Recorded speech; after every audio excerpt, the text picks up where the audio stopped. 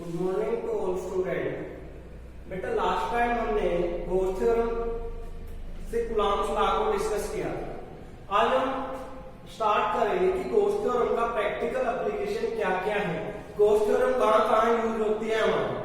तो इसके लिए पढ़ने से पहले मैं आपको तीन टर्म बता रहा हूँ, छोटी छोटी, पहले भी मैं आपको डिस्कस करके आया हूँ। लैम्डा होता है यहाँ linear charge density, linear charge density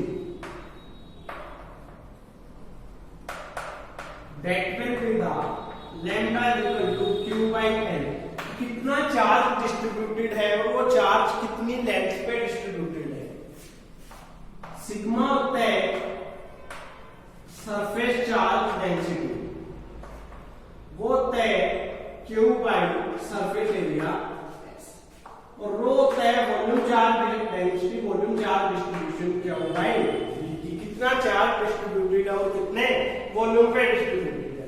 तो आज हम डिस्कस करेंगे कि एक स्फेरिकल शेल के अराउंड इलेक्ट्रिक फील्ड इंटेंसिटी कितनी होगी by using Gauss theorem. Gauss theorem का यूज करके कोई भी शेल है, मेरे को शेल के चारों वो बताना है कि इलेक्ट्रिक फील्ड इंटेंसिटी कितनी होगी। देखो जो शेल है, शेल हमेशा होती है बेटा होलो। जो आप रिंग डालते हो, कड़ा डालते हो हाथ में, वो क्या होता है स्फेरिकल शेल का काम करता है। जैसे ही मैं शेल को चार्ज दूंगा अंदर से, वो खोखला है, बाहर सारा चार्ज उसके आउटर सरफेस पे क्या हो जाएगा, डिस्ट्रीब्यूट हो जाएगा। स्फेरिकल शेल है, सेंटर ओ पे मैंने माना प्लस क्यू चार्ज। इसकी वजह से मेरे को इलेक्ट्रिक फील्ड इंटेंसिटी क्या करनी है, कैलकुलेट। जब मेरे को इलेक्ट्रिक फील्ड इंटेंसिटी कैलकुलेट करनी है तो मेरे पास यहाँ तीन केस होंगे। पहला केस क्या है, when point P lies outside the spherical shell. जब मेरा P पॉइंट स्फेरिकल शेल से कहां हो, बाहर। जब मेरा पॉइंट चार्ज स्फीयर का काम कर रहे हैं तो इस P पॉइंट पे गॉसियन सरफेस भी मेरी कैसी होगी, स्फेरिकल। P पॉइंट पे गॉसियन सरफेस भी क्या होगी, स्फेरिकल। जो मैंने अंदर वाली रेडियस है ये मान ली स्मॉल r, और जो बाहर तक की रेडियस है ये मान ली मैंने कैपिटल R। तो ये बेटा होगी मेरी कैपिटल R। P पॉइंट पे मेरे को इलेक्ट्रिक फील्ड इंटेंसिटी कैलकुलेट करना है। अब जहां भी मेरे को इलेक्ट्रिक फील्ड इंटेंसिटी कैलकुलेट करना है, कल भी मैं आपको बता के आया था, पॉजिटिव की वजह से इलेक्ट्रिक फील्ड की डायरेक्शन कहां होगी, आउटसाइड। यहां से मैं एरिया वेक्टर, स्फीयर है, स्फीयर से एरिया कट करूंगा तो एरिया वेक्टर की डायरेक्शन क्या बताएगी, अलोंग नॉर्मल। नॉर्मल क्या होगी, नॉर्मल आउटसाइड है, तो ds की भी डायरेक्शन कहां होगी, आउटसाइड। E की भी डायरेक्शन आउटसाइड, ds की भी direction outside. That will be the theta equals to 0 degree. क्योंकि एरिया वेक्टर भी नॉर्मल एक्ट कर रहा है, एरिया वेक्टर की डायरेक्शन नॉर्मल है, पॉजिटिव चार्ज की वजह से इलेक्ट्रिक फील्ड की भी डायरेक्शन नॉर्मल है। अब थीटा कितना आ गया मेरा, 0 degree. According to Gauss theorem,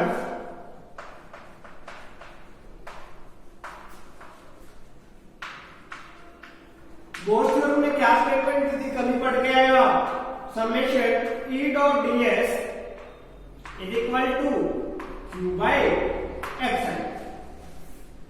E dot ds dot product open होती है मेरी cos थीटा से, E ds cos theta equals to q by epsilon. यहां electric field outward, area vector outward, theta कितना आ गया, 0। cos 0 1, क्या आ गया मेरे पास, E ds equals to q by epsilon. E electric field है, कांस्टेंट टर्म इंटीग्रेशन के बाहर आ गई, integration of ds equals to q by epsilon. E into 1 into ds का integration s equals to q by epsilon. ये मेरे पास spherical surface था। स्फीयर का एरिया क्या होता है, 4 pi r square. 4 pi distance क्या है, रेडियस कैपिटल R का square is equal to q by epsilon. तो मेरे पास इलेक्ट्रिक फील्ड कितना आ गया, q upon 4 pi epsilon not into r का square. That will be the electric field intensity at any point outside the spherical shell। अगर मेरे पास P पॉइंट स्फेरिकल शेल के आउटसाइड लाई करता है, अब मेरे पास केस नंबर सेकंड आते हैं, when point P lie on the surface of shell,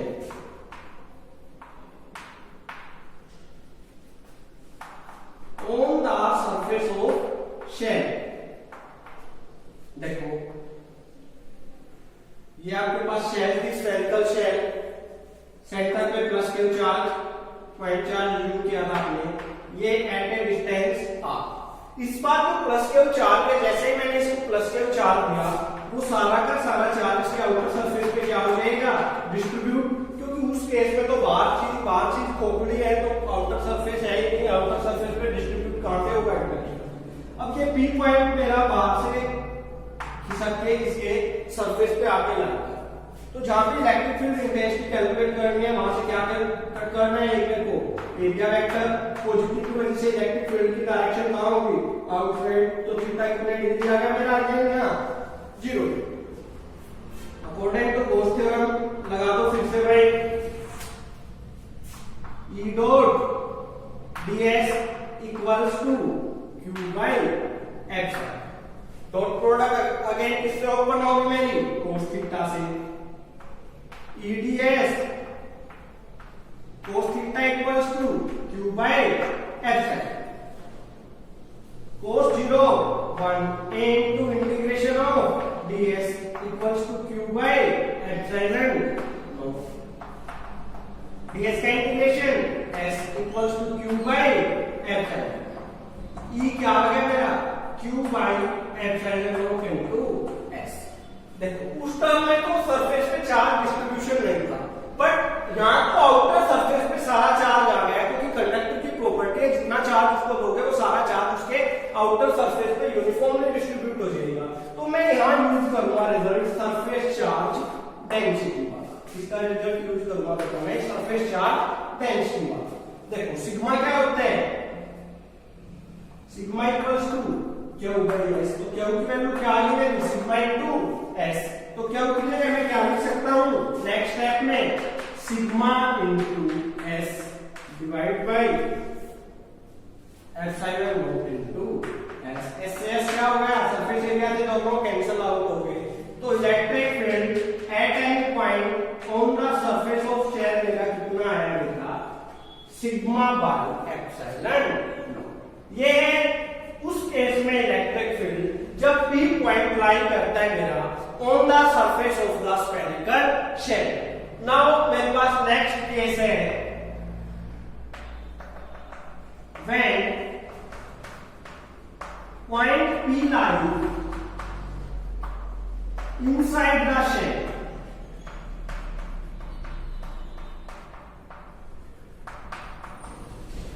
अगर मेरे पास P पॉइंट शेल के इनसाइड लाई करते हैं, तो इलेक्ट्रिक फील्ड की वैल्यू क्या होगी,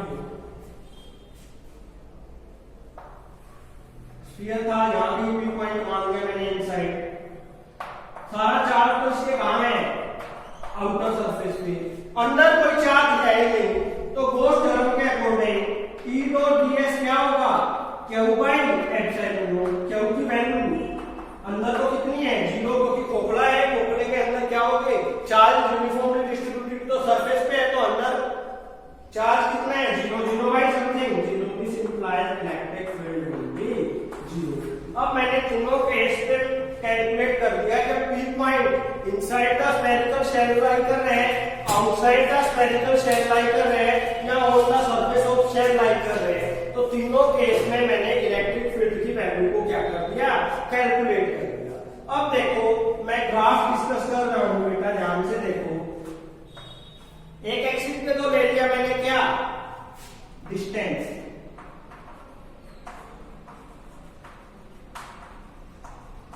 और एक एक्सिस पे ले लिया मैंने इलेक्ट्रिक फील्ड। मैंने माना ये डिस्टेंस स्मॉलर डिस्टेंस कैपिटल आगे, उस केस में इलेक्ट्रिक फील्ड मेरा क्या होगा, मैक्सिमम। उससे पहले यहां तक तो इलेक्ट्रिक फील्ड की वैल्यू क्या थी, 0। यहां तक जब इलेक्ट्रिक फील्ड की वैल्यू 0 थी, तो देखो मैंने ग्राफ एक्स एक्सिस पे y की वैल्यू 0, यहां तक वैल्यू 0, इस केस में वैल्यू क्या आ गई मेरी मैक्सिमम। उसके बाद क्या होता गया, वैल्यू कम होती गई डिक्रीज। ये मेरा ग्राफ आ गया इलेक्ट्रिक फील्ड और डिस्टेंस के बीच का। अब ये था electric field intensity due to a uniformly charge spherical shell. Uniform charge spherical shell की वजह से मैंने इलेक्ट्रिक फील्ड इंटेंसिटी को क्या कर दिया, कैलकुलेट। मेरी जो नेक्स्ट एप्लीकेशन है बेटा electric field intensity due to a line charge infinite long wire. मेरे पास इनफाइनाइट लॉन्ग वायर होगी, उसकी वजह से इलेक्ट्रिक फील्ड इंटेंसिटी कितना होगा वो हमें क्या करना होगा, कैलकुलेट करना होगा। देखो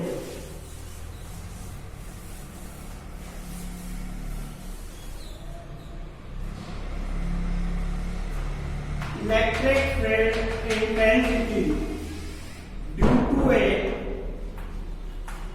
long straight wire, long straight infinite wire है, उस वायर की वजह से मेरे को इलेक्ट्रिक फील्ड इंटेंसिटी कैलकुलेट करनी। देखो मेरे पास इनफाइनाइट लेंथ की ये वायर है, तो इनफाइनाइट लेंथ की वायर को मैंने क्यू चार्ज दिया, उस क्यू चार्ज उसके सरफेस पे क्या हो गया, distribute. Infinite long straight wire की वायर कंडक्टिंग थी, मैंने चार्ज दिया तो सारा का सारा चार्ज इस वायर के सरफेस पे क्या हो गया, डिस्ट्रीब्यूट हो गया। जैसे ही सारा चार्ज वायर के सरफेस पे डिस्ट्रीब्यूट हुआ तो नेक्स्ट स्टेप में हम क्या करेंगे, मैंने मान लिया इनफाइनाइट है, इनफाइनाइट के लिए तो हम कैलकुलेट नहीं कर सकते, इसलिए मैं कोई एल लेंथ का सिलेंड्रिकल शेप की गॉसियन सरफेस कट कर दूंगा। मैंने अज्यूम की कि ये कोई सिलेंड्रिकल सरफेस है uniformly charge of length L. L length का मान लिया, इंटीग्रेशन करके मैं कंप्लीट के लिए कैलकुलेट करता। अब देखो सिलेंडर था, इस पॉजिटिव की वजह से इलेक्ट्रिक फील्ड की डायरेक्शन हमेशा यही होगी, क्योंकि पॉजिटिव की वजह से इलेक्ट्रिक फील्ड कहाँ है, बाहर। मैंने पहला एरिया वेक्टर यहां से कट किया, अपर सरफेस के ऐसे सिलेंडर था, अपर सरफेस से एरिया वेक्टर कट किया, तो ये एरिया वेक्टर की डायरेक्शन होगी, इलेक्ट्रिक फील्ड यहां होगा। इस केस में एंगल कितना होगा, 90। दूसरे केस में मैंने यहां से एरिया वेक्टर क्या किया, कट किया, इलेक्ट्रिक फील्ड की भी डायरेक्शन यही, एरिया वेक्टर की भी डायरेक्शन यही, तो दूसरे केस में एंगल कितना आ गया, 0। थर्ड केस में मैं क्या करूंगा, लोअर सरफेस से एरिया वेक्टर कट करूंगा। जैसे ही मैंने लोअर सरफेस से एरिया वेक्टर कट किया, पॉजिटिव की वजह से इलेक्ट्रिक फील्ड की तो डायरेक्शन सेम है, एरिया वेक्टर डाउनवर्ड है, तो थीटा मेरा कितना आ गया, 0। अब देखो क्यों वायर, देखो जो सिलेंड्रिकल सरफेस है, एल क्या है, उस वायर की लेंथ जो हमने एज्यूम की है, लेंथ ऑफ वायर, क्यों है 4 और लैम्डा है बेटा यहां linear charge density.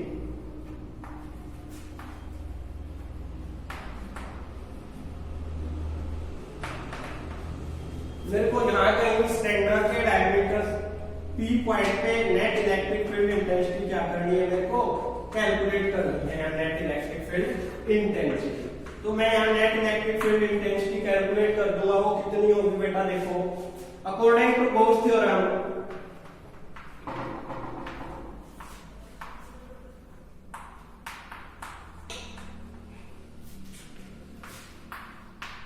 E dot ds equals to Q by epsilon. अब मैंने यहाँ 3 सरफेस लिए हैं, first surface, second surface, third surface, तो जो E dot ds की वैल्यू होगी वो तीनों सरफेस की वजह से होगी। E dot ds due to surface number first, E dot ds due to surface number second, E dot ds due to surface number. Total electric flux होगा मेरा किसके equal, Q by epsilon. First case में angle 90, dot product cos theta से खुलेगी, EDS cos 90। Second में angle 0, EDS cos 0, क्योंकि electric field की भी डायरेक्शन यही है, एरिया वेक्टर की भी डायरेक्शन यही है। थर्ड में EDS cos of 90 is equal to Q by epsilon. cos 90 कितना होता है, 0। Zero, zero into something zero, zero into something zero, क्या बच गया मेरे पास EDS cos of zero equals to Q by epsilon. cos zero 1, electric field constant था बाहर आ गया, integration of ds equals to Q by epsilon. Integration of ds का s is equal to Q by epsilon. Cylinder का of length l, height l, cylinder का surface area 2 पाई RH होता है, यहाँ h की वैल्यू किसके इक्वल है, l के equal, is equal to Q by epsilon into is equal to Q upon 2 pi RL epsilon. अब देखो सारा का सारा चार्ज इसकी लेंथ पे डिस्ट्रीब्यूशन है।